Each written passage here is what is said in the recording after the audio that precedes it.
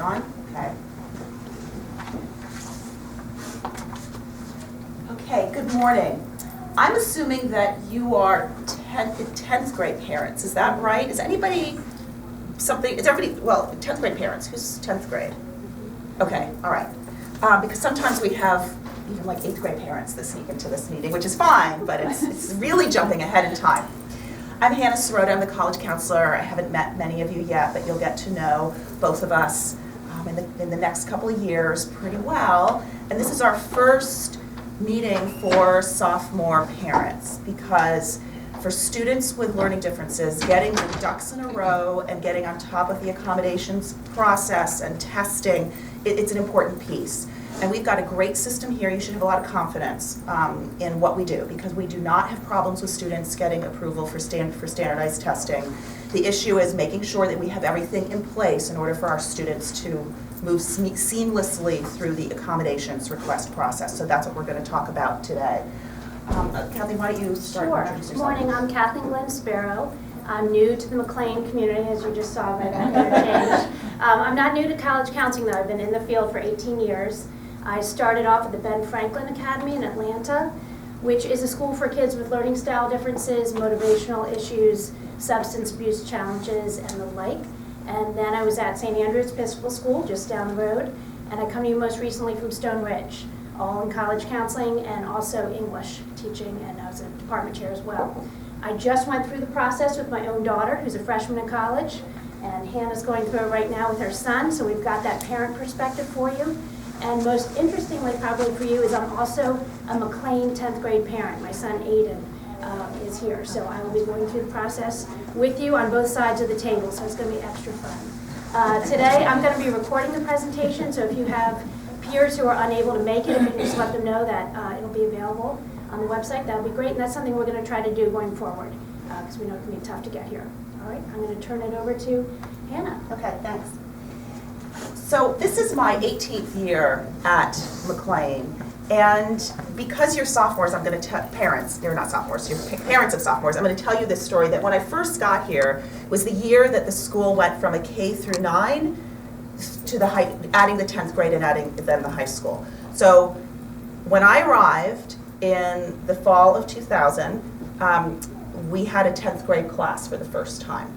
And I arrived here from the college admissions side. I had worked for a decade in college admissions and accepted this job here, was really excited about shifting sides of the desk and becoming a college counselor. And I remember my first reaction was, what have I gotten myself into? These 15-year-old sophomores are never going to go to college, they're never going to be ready, they're so immature. I had never worked with high school students before. And it was interesting listening to a couple of you talk. So some students are already saying, I want to go far away, or I don't want to go, or I don't know. And sort of there's different levels of thinking about college in sophomores. What I will tell you is that when they come back to school next fall, they are different creatures. And then when they come back to school in the fall of the senior year, they're different creatures again. And so that was a really interesting learning curve for me over the first few years here, that looking at sophomores, that's not who I'm going to be dealing with when I'm talking to a senior or even a junior. And so sometimes students want to start talking about college specific early, and I feel like it's really not appropriate because the kid doesn't know yet who they are, what they want, or it will change. And so we want to talk in sort of general ways with students who are sophomores about college and preparing for college rather than talking about specific colleges. That's sort of how we operate here. This process, though, is really important, and they're not involved in it, you do it, ultimately, right? I mean, because they're not going to take care of making sure that they have their testing up to date. So this is where this is one of the things that parents can actually do that's extremely helpful in the college admissions process. I'd like to start with some history and context about the whole accommodations process with standardized testing. So when I worked in college admissions in the 90s, we had little stars next to reports that came from SAT and ACT indicating that a student was taking a test with accommodations. And then, I mean, we didn't know what kind of accommodations, we just knew it was a non-standard administration of some sort. And so that was open to interpretation in colleges and universities.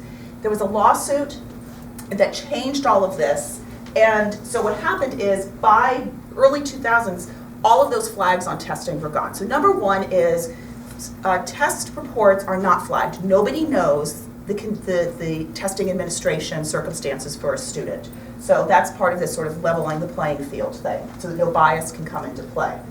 So, traditionally very few students even applied or were diagnosed with learning disabilities. Once this lawsuit happened, all of a sudden there was a large sort of like sigh of relief that, okay, it's okay for me to take advantage of the accommodations that I'm entitled to because no one's going to sort of look negatively upon that. And so that's sort of where we are. And if you look at the numbers, even in the past, I mean, just over these years, the number of accommodations requests that SAT is dealing with. Okay. For many years, SAT was really difficult to deal with in terms of standardized testing, and they were denying lots of students. Not here so much, but nationally there was a lot of complaint about how the College Board was they were reading reports and second-guessing the judgment of the testing psychologists. That has dramatically changed as of last year. So that's a good thing. And ACT, although they don't say that they're doing the same thing, my experience is that that process is becoming a lot more simplified as well. So that's all good stuff in terms of this accommodation process. For the College Board, what's important is that the student uses accommodations at school, and which is why Karen Hundle, who's our learning specialist, spends a lot of time working with teachers to make sure that she's tracking what students are using. So one of the things that we tell sophomores is, make sure if you're somebody who needs extended time on testing that you're asking your teachers and that you're taking advantage of it, because if the teachers are reporting back to us that the student is using extended time or books on tape or a laptop for all writing, those are things that Ms. Hundle puts into her academic achievement plan for students that then helps support me when I deal with College Board, because as long as there's an original diagnosis and the student's using accommodations here, 90% of the time they're approving it. There may be exceptions to that, but I haven't hit one yet. ACT is different. ACT still requires full documentation. What's interesting is that we send the full documentation and they've said yes to everything that we've requested, so far. I'm gonna jinx it. But they do want the psych ed report. I have to upload it. I have to upload our accommodations plan, our school plan. That's a required part of their process. College Board, I typically don't have to upload anything. I just have to say, this is what we do at school, and that we have the documents here. So the essential elements of the documentation is basically there has to be a learning disability. And I know that there's a lot of language around sort of not wanting to talk about disabilities and talking about learning differences or differently abled and all that. In my world, we have to talk about disabilities, because if there is no disability, there is no accommodation. So for the purpose of this, getting accommodations, not just in these tests, but also in college, there has to be a disability, not just a learning difference, and that's important to know. They're looking for a well-documented history, not a last minute, all of a sudden I woke up as a senior and I want extra time. They want to know that there's a history of an early diagnosis or along the way diagnosis of a learning disability, and they want something called a current psychoeducational report. Current means within 3 years for ACT and within 5 years for College Board. More importantly, it's within 3 years for college, which is why you're here right now.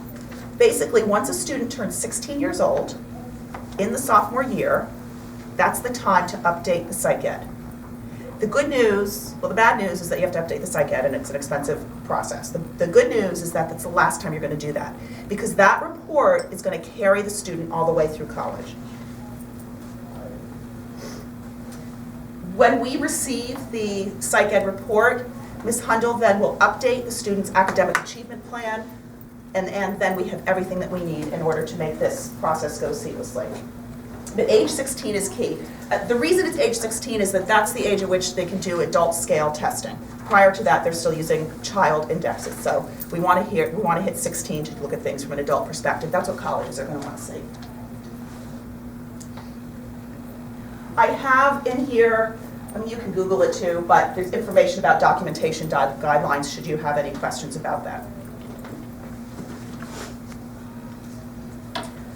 So here's what we do about testing. And I tell students all the time that this is an American rite of passage. This is not fun.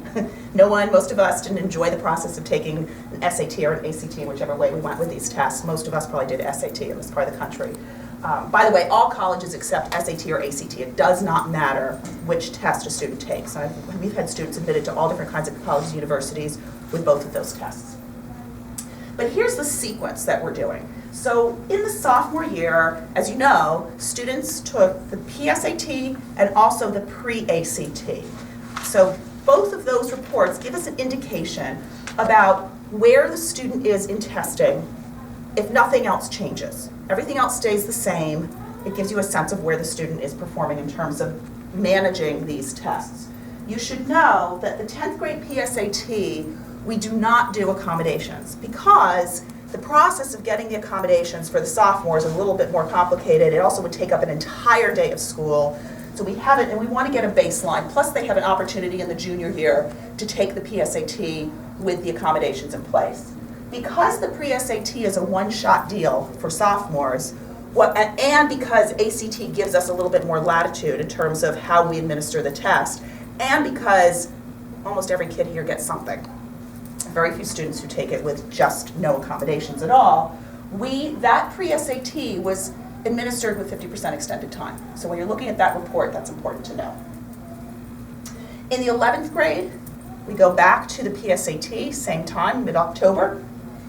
And then we're also thinking about what is each student going to do for an SAT or an ACT. And based on this history of testing, we will make a recommendation for each student. Are you a better SAT person or are you better an ACT person? Regardless, I think it's a good idea to apply for accommodations on both, because part of the decision about which test is better may be contingent upon the accommodations that are offered. And we're going to talk about the differences, because there are some big differences in how an SAT is administered and how an ACT is administered. College Board is SAT, so once they're approved for SAT, they're also approved for AP exams, which is another reason to do the College Board even if it's an ACT taker. And then in 12th grade, just so you know, they may be taking another set of tests. The note about subject tests, very few students take subject tests. There are about 29 colleges that require or strongly recommend subject tests, and most students aren't dealing with those schools. I have a question. Yeah, sure. You said that this year the PSATs and the pre-ACTs, the kids all had extended time. You gave them all extended On time? the pre-ACT only. Not the PSAT? Correct. Good to know. Yes. Okay, good, okay, because there wasn't enough time, so that's good to know. Yeah. Okay. Yeah. And that's part of it. So when we're looking at that, we can kind of see that that's what's going on for a student. She ran out of time on the PSAT? The PSAT, she ran out of time. If she had extended time, she would have done better because she would have been able to finish. So yes, I was going to say, so if you've already done extended time, you get to triple your time. She didn't have enough time, so that's good to know. Right. So our goal right now is to get all of that in place for her for the junior year PSAT. That's the next step here. I have a quick question Yes. as well. Sorry, it was back before. Yeah. I thought we might have been asking questions later. You said to update the testing. You're talking about the psychological testing. Yes. Yes. Okay, so we're going to talk about the different kinds of accommodations and how SAT and ACT are different in this regard.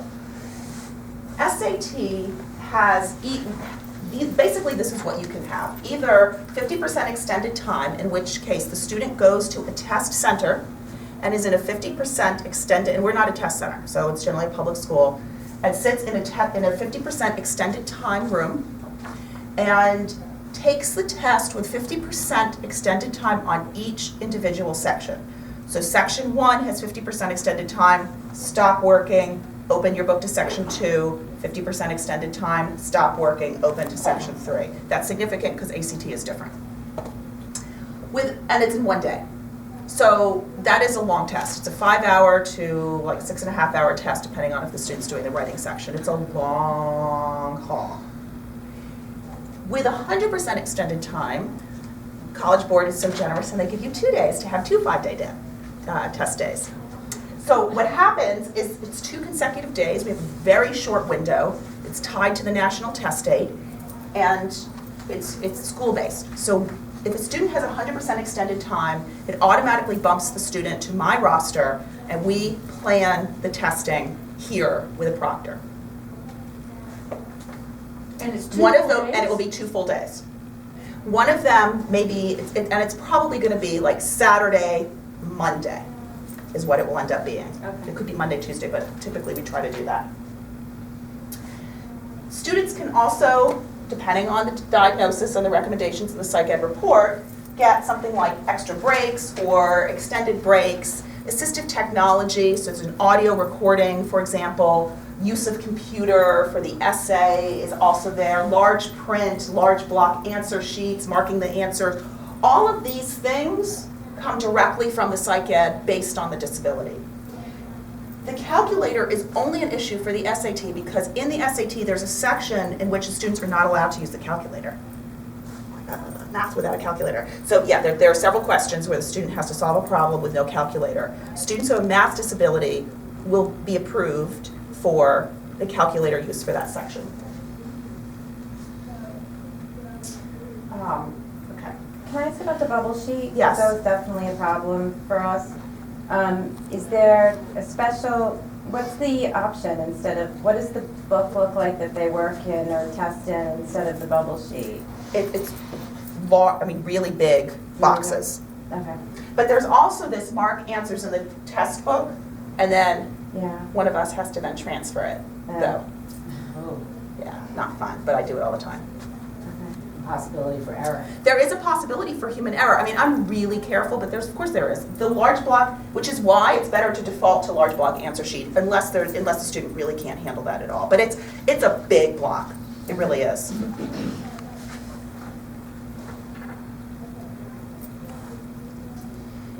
ACT is similar, except better, because ACT offers something called multiple day testing at school. And for students who are dyslexic, who have reading disabilities, who need an audio, it automatically bumps them to triple time, which is a lot of time. I've never had a student with audio actually use full triple time. I've had some come close, but nobody's used the full. It's a really generous amount of time. Multiple day testing is pretty much amazing for kids, because what that means is the student comes to school and does the English section with whatever extra time that the student's approved for, and then goes away, and then comes back another day and does the math section, then this reading section, then this, it's always the same order, then the science, then writing, the essay would be at the end if the student's doing the essay section. This, though, we need some language in the psych ed to support multiple day testing. So we'll talk about that. I have a quick question Mhm. about that. Yep. How is it that one allows you to do that and one doesn't? Don't you get so much more advantage?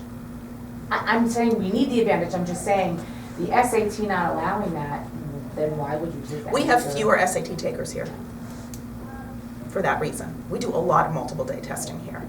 And SAT has also lost market share. Yep. Yeah. Yep. I'm happy, by the way. Yes. Just so you know, I used to work at the College Board and I did the test administration. Did you? I digitize it, so I'm happy to talk to you guys. Oh, about interesting. that stuff. I would love to talk to you. In terms of computer use, historically this has been the most difficult accommodation to get, and it's really an issue of equity. And eventually, all of these tests will be computerized tests, but until we get to a point where all kids at all schools have access to the technology to do their work on a computer, that's not going to happen. So, also there are security issues. But it is not for it's not for spell check, it's not for grammar check, it is not for organizing thoughts. So the idea behind the computer has always been, it's for students who have dysgraphia, students who have small motor issues, students who really can't write. However, recently with ACT, and actually with College Board too, what I'm finding is if in the psych ed report it recommends a computer, I'm checking off the box, and they've been approving a whole bunch of them. So if the student has some kind of diagnosis that supports use of computer, even for sort of organization, they appear to be approving it. What I don't want to do is promise that that's going to be an accommodation unless the student has a small motor disability, but we can try. And in the past I said, don't even bother. There's been a shift. Well, Is that a possibility for the SAT as well? Or- Yes, Okay. yes. Yeah, What would they use the computer for, the writing? the essay, only the essay, which is optional. And most colleges don't want it, so it's almost a moot point right now because many kids don't. My son didn't take the essay section. None of his colleges require the essay. Oh, wow. Yeah, kind of crazy. That was fabulous. Yeah. Something I don't have to do with college admissions. Oh, my God. So at the test center, this is who goes to the test center, meaning the big public school on a Saturday. Standard administration, meaning no accommodations. 50, straight up 50% extended time, either SAT or ACT, that's at a test center, if that's all you get. ACT though, you're self-pacing through the sections, and that's big.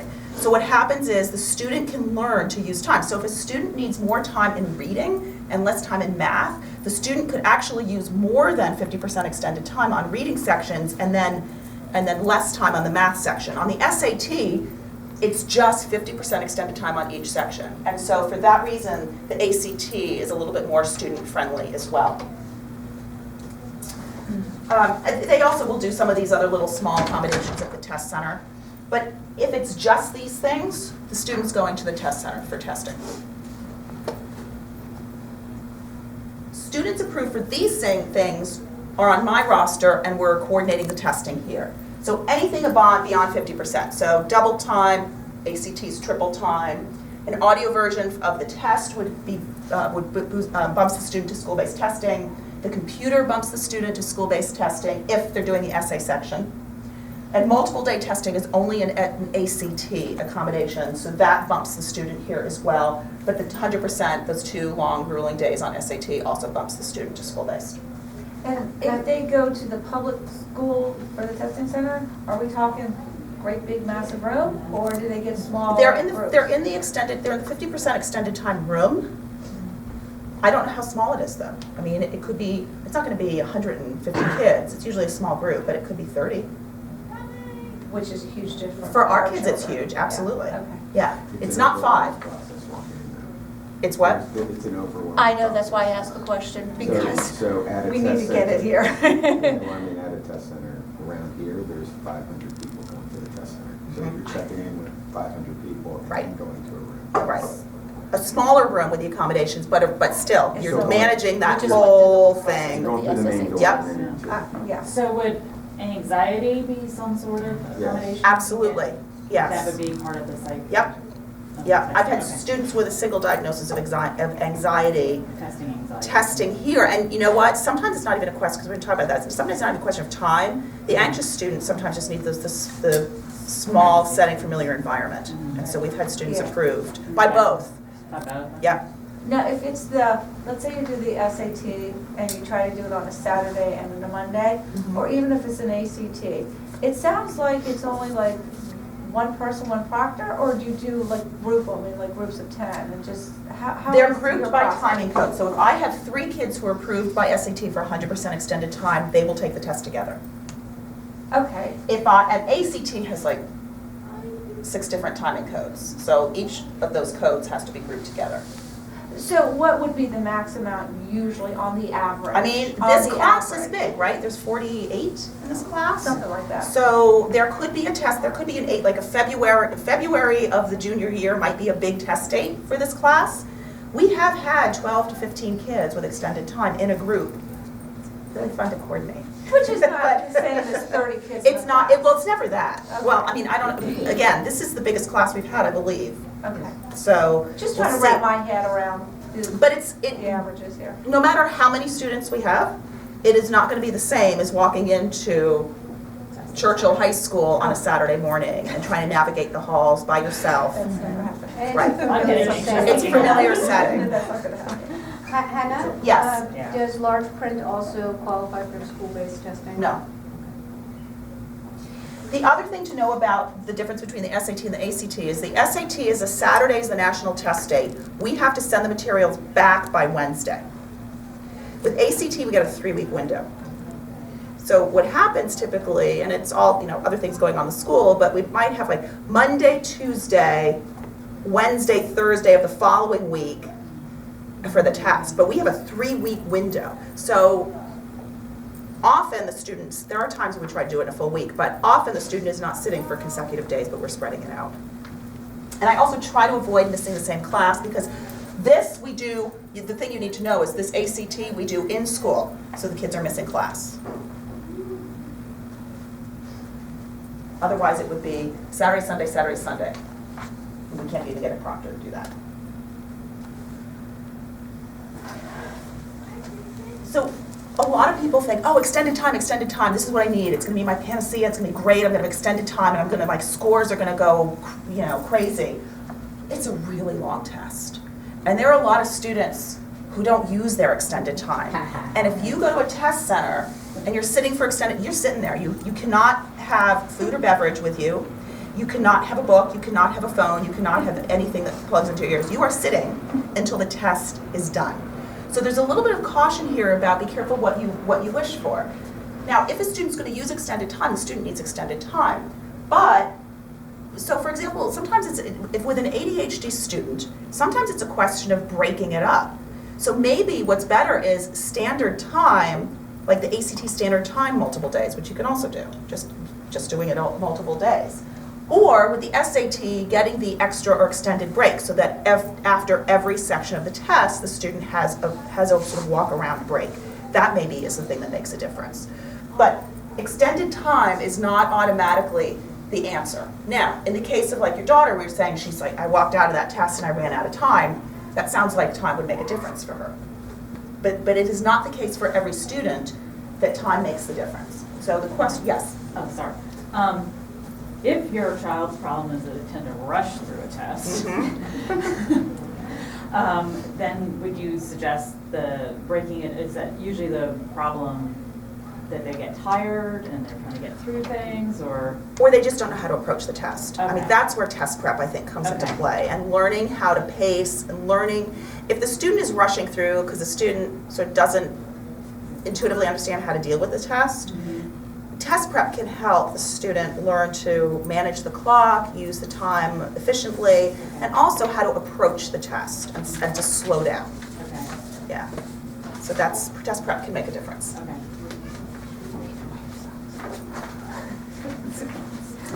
So here are the steps in this accommodations process. I have the forms over here, and they're also going to be posted on, I think they're already there, on the school portal. There's a consent forms for College Board and for ACT that allows me to present information on your behalf. So I need those signed, and you can do that now, and I just stick it in the student's file and save it for when we need it. And those come back to me. So that's step one. Step two is this updating of the disability documentation. So I understand that these schedules can become full pretty quickly. Basically, you have until, do I have the date in here? Later, but you have time still to get this done into next summer. You Yes. say June 1. That's, So you should schedule by June 1, because part of what they're going to want is information from teachers, and teachers are not here in the summer. The testing may not happen till July, but if you're sending teacher checklists from the psychologist, there's no one here to do that. So the reason that we want you to do that is we want to allow time for the teachers to get it done before they take off for the summer. And I mean, actually, that's even, the sooner the better. The sooner the better. And those go to Miss Smith, so that's important to know too. Don't send them to teachers, don't send them to me, they go directly to the upper school office, and she manages getting those out to the teachers. What is the test exactly? Like, there's a neuropsych test, what is the? It's a neuropsych or Okay. psychological, Is there a difference between a neuropsych and a psych ed? Not really. I Okay. mean, not one that I can discern. Okay. They look the same to me. Okay. They serve the same purpose. So, yeah, that's a good question. But we are looking for the intelligence testing, so the WAIS, which is the adult scale IQ test, and also the Woodcock-Johnson, which is the academic achievement. And then depending on the disability, there may be other tests in addition to that. okay, so when I'm telling the person who does this for us, I say WAIS. They'll know. They'll know. What you're going to say is that I need to update my daughter's psych So ed. whatever they have now, I need it updated. You're going to say, I need to update my daughter's psych ed Okay. to cover her for requesting accommodations from College Board and ACT and to carry her into college, because you want language in that report about classroom accommodations in college. Do you, we've gone through testing before. Do you have certain providers that you like better in terms of getting the information that we need to get these accommodations? Yeah, we have a list of providers that the reports serve the purpose well. So they're not, it's not exhaustive, but it is a list, and I have that up on the college. Do you know about the College Resource Board on the portal? No. You all have access, so it is listed, it's up there. As long as we get the updated psych ed report by the 15th of August, we're good to go for the PSAT. So that's really what you want to do, is get that in. And actually, I changed this note here and didn't change it up here. I just realized that, because I realized this is kind of late. So before school's out, you want to get those checklists to Ms. Smith. Then what happens is when the psych ed was returned to the school, Ms. Hundle will update our academic achievement plan to reflect the accommodations and the diagnosis. Sometimes it's the same, sometimes it's slightly different, and the accommodation recommendations. And that goes into our school plan. We don't have a 504, we don't have an IEP, we have this thing called the academic achievement plan. And the purpose of it is really just for College Board and ACT. Like, it's not something that's needed by students in order to get accommodations here. Yes? I probably should know this, but I have no idea what my son gets right now. Is there some way to find out what? You asked him what he uses? Yeah, but no, I haven't. But I'm gonna guess he's got no idea either. So you can ask Ms. Hundle, but really, it's pretty informal around here. If a student says, I need extra time, we don't say, oh, I need to go upstairs and check and see what you're entitled to. We say, okay. Is there some way to see what's in their official? Sure, Ms. Hundle is your contact person on that. The only exception to that are AP classes, because AP classes we have to go through a process of being approved, our AP curriculum, and our teachers have to submit their classes, the syllabus and all this, to College Board. So AP classes, we make sure that our accommodations mirror what College Board allows. So a student may be using extended time here but has no disability. We don't then give the accommodations in those AP classes. Can I ask a question? When we moved from public school to private school, and I talked to the counselor at Walter Johnson, they had said that if he had an IEP there, we had to go into the school and keep it open and sign some papers, even if he was here, in order to get accommodations. Because I've now done that. Don't worry about it. Okay. They're probably thinking about like other private schools. No, they knew. They were, yeah. No. That's why we're not there. By the way. No, I ignored those. Yeah. I'm struggling with that timeline. My daughter doesn't turn 16 until late April. So That's okay. So summer testing. right, but you need these forms. You need to have it set up. Well, you can call now, and I actually encourage you to call these testers now to get on the schedule. Say she turns 16 in April. We want to do testing in early June or mid-June. Get on their calendar, and they can send you the teacher checklists, which we can do now. Yeah. It's just that they're not going to administer the instruments until she turns 16. Yeah. Okay, so we got the testing. It comes back to school. Ms. Hundle then writes our report, and then I get involved. And so then I complete all of the online. It's an online management system for this, for College Board and for ACT, and I take care of all of that. And again, ACT, I'm actually uploading our academic achievement plan, and I'm uploading the psych ed report. For College Board, most of the time, there's no documentation required, but I gotta have it because they can ask, and then I need to be able to quickly fax it into them.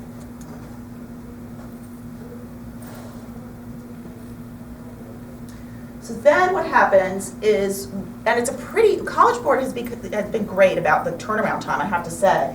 It's oftentimes within a matter of a couple of days, we get an approval. So that's for the October PSAT and on. So once you have approval from College Board, it's PSAT, it's SAT, it's AP exams. The student's assigned a number, it's called the SSD number, You gotta hold on to that number, because every time you register for the student for the test, you put that number in and it generates the approval for the accommodations.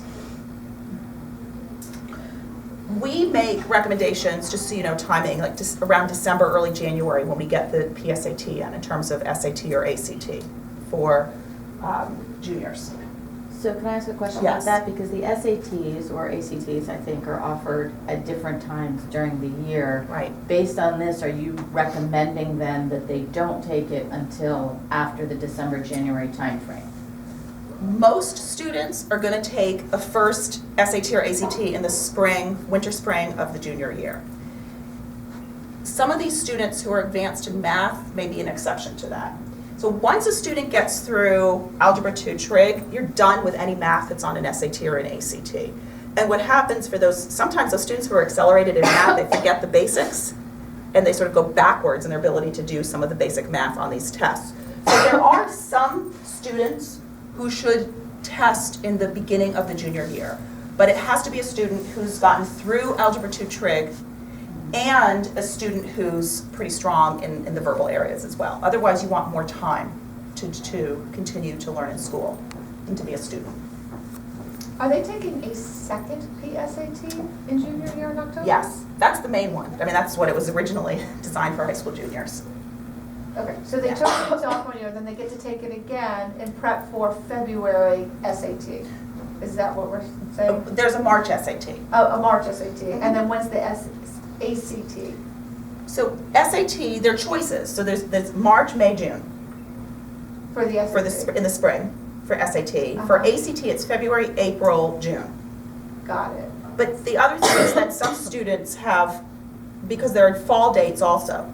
So there's an August SAT now, that's new, and then a September ACT, and then October they both do it, and then in November they both do. So there are choices there. Right, but you're recommending for someone who is on target for math, take it as late as possible so that you've got as much information as possible. We like everyone to take one of these in the spring of the junior year because it's a piece of information that's important in terms of putting together a college list. Mm-hmm. Because we're trying to put together lists for students that balance, I mean, that's the whole conversation, right? The junior year about sort of reach schools and likely schools and target schools, and testing is a piece of that. Okay.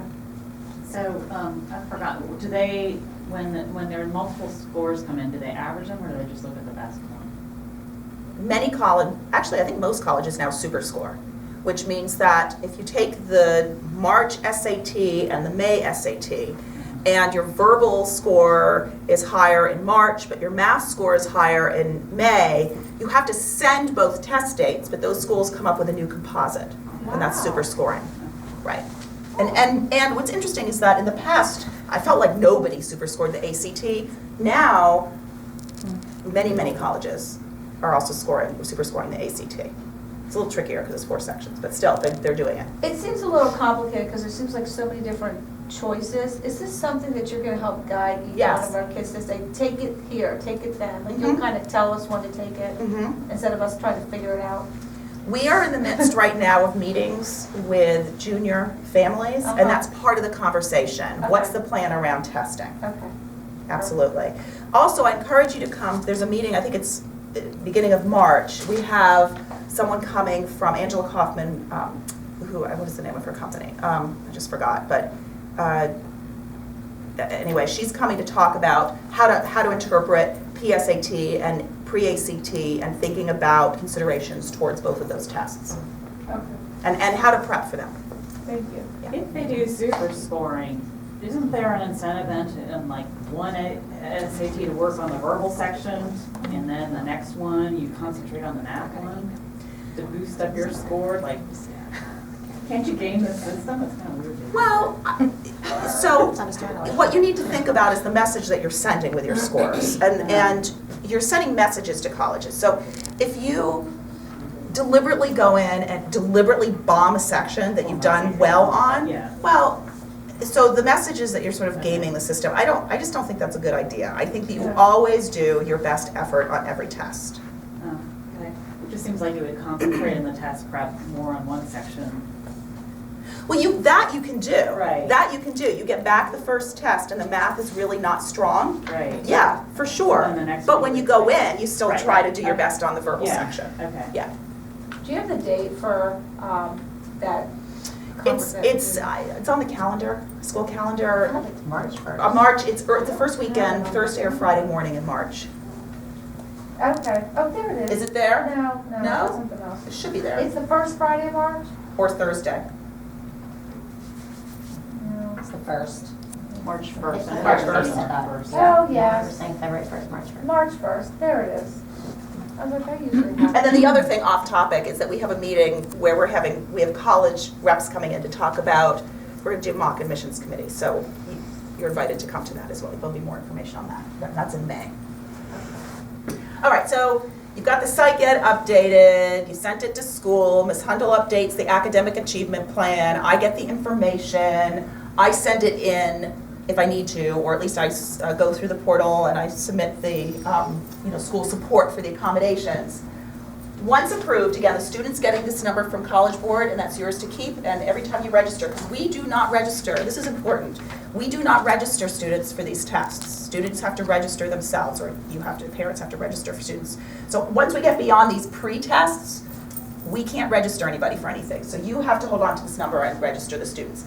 I get a roster that says, oh, here are the 5 students who are going to take this test with accommodations. That's when I get involved in it. The only thing I would say is AP, I do take care of AP, but for SAT you have to register. Question. Yes.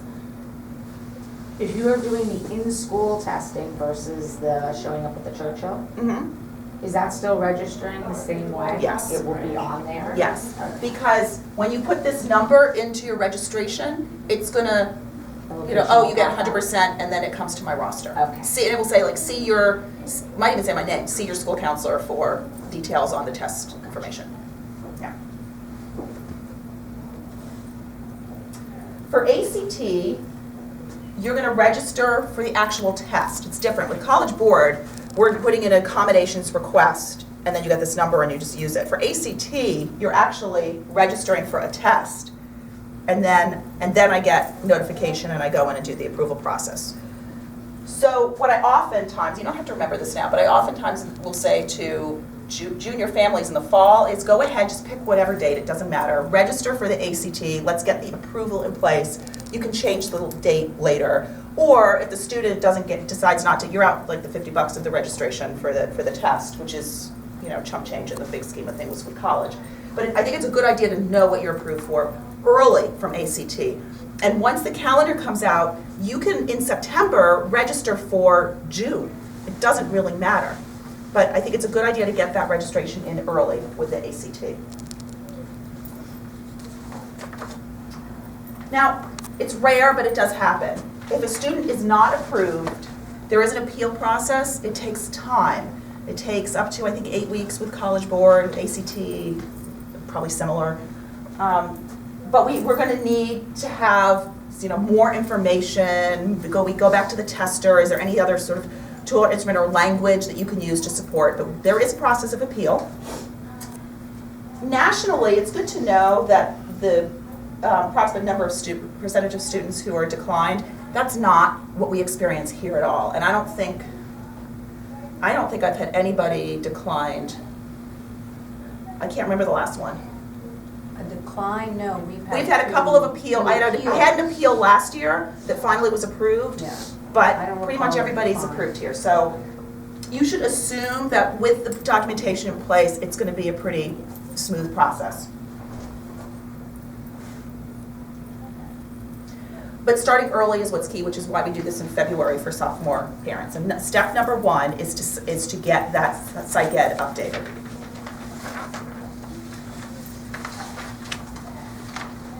And then we're talking about testing, and testing is a piece of the puzzle, but it's not really the most important piece of the puzzle.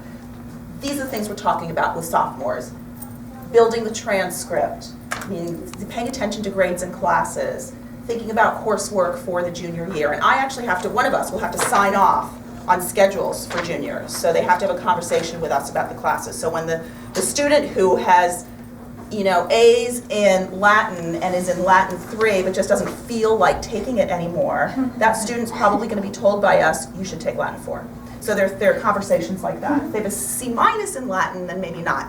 But sometimes students are like, yeah, I'm done with that, I want to do something else. So we will advise them in terms of building the transcript going into the junior year. And then self-advocacy, because the soft skills are so important in college success. I don't care how bright a student is. If a student does not have self-advocacy in place, and resilience and perseverance and sort of independence and study skills, that's not a recipe for success. So these things we want to work on with students throughout the course of the sophomore year. And I say this because graduation rates are horrible. They're really horrible. And if you Google graduation rates, you're going to get all the 6-year numbers. Nobody report, what you can get 4-year, but 6-year is really how colleges report graduation rates, which is crazy, right? So 59%, approximately 59% of students graduate, percentage-wise, anyway, with a bachelor's degree in 6 years. For ADHD students, and Ms. Diamond, is that number, I've had this for a few years, that number holds, right? Because you've done research on this. It's about 25% for ADHD kids? That sounds right. Learning Yeah. disabilities in general is like the low 30s. Yep. The challenge for the ADHD student is going from high structure to no structure, and managing one's own time, and classes are different every day, and all the free time and the independence. That's really tricky for ADHD students. And so that's a conversation for next year when we're talking about appropriate college fit. So that's what we're sort of dealing with in terms of the national landscape. So what we want to make sure is that we ultimately have, it's a combination of appropriate college fit and also the motivation of the kids. And so that's when I go back to what I said in the beginning, which is that sophomores, you may be looking at your sophomore or hearing this and thinking about your sophomore and saying, my kid's not ready for college. Well, your kid isn't ready for college because your kid's a sophomore. Let's see, if you have that student who's not yet all that motivated and doesn't have the skills and the self-advocacy in place, let's see how that evolves over the course of the next couple of years, because you may be surprised in terms of what develops. Yeah. Okay, so that's the national average for ADHD. Do we have averages for McLean students? So the best data that we can get says that students who graduate with B's from McLean are graduating from college at almost 100%. Okay. And we don't tease out whether they've had they just do. But what's most important are those soft skills, because as we know, kids who don't have those skills, they might be brilliant, but they're going to flunk out their freshman fall. Right. I think that's it. So